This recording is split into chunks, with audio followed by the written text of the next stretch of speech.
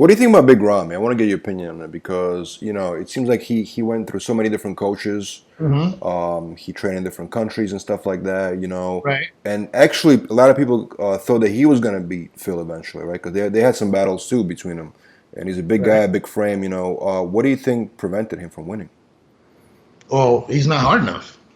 He's not missing any body parts. He's definitely not missing mass. He's just not hard enough. Now the question is this: why isn't he hard enough?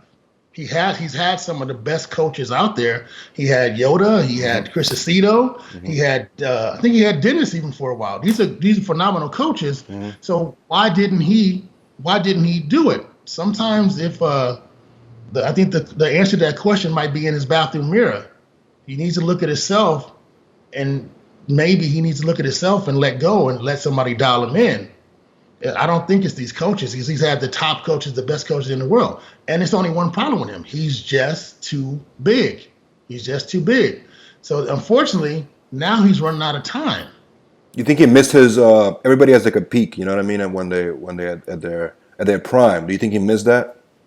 His peak, meaning like far as his body and body parts, yes. But can he still win it? Yes. But that window is closing very fast. What if you train him? If I trained him, I would lock him in one room, and then he would be on the treadmill for hours at a time. He would superset, he would giant set, and I would pull him down about 12 to 15 pounds.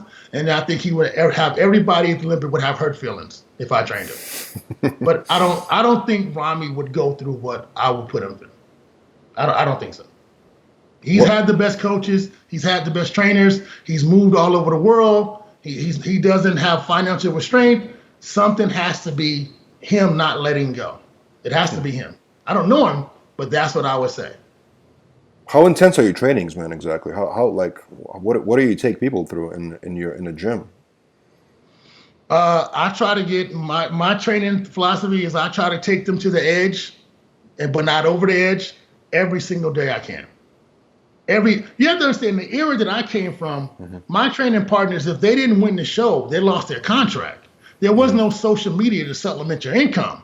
So if this guy is fifth and you usually beat that guy, and that guy beats you, that's it. They had either three month period contracts or month to month contracts. So that would be the end of the story.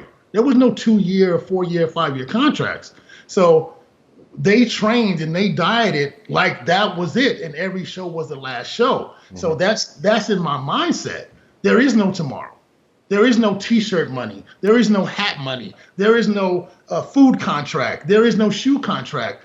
Those guys primarily they had a media contract and a supplement contract. Hmm. That was it. So if you're under those restraints, you're going to train a lot different.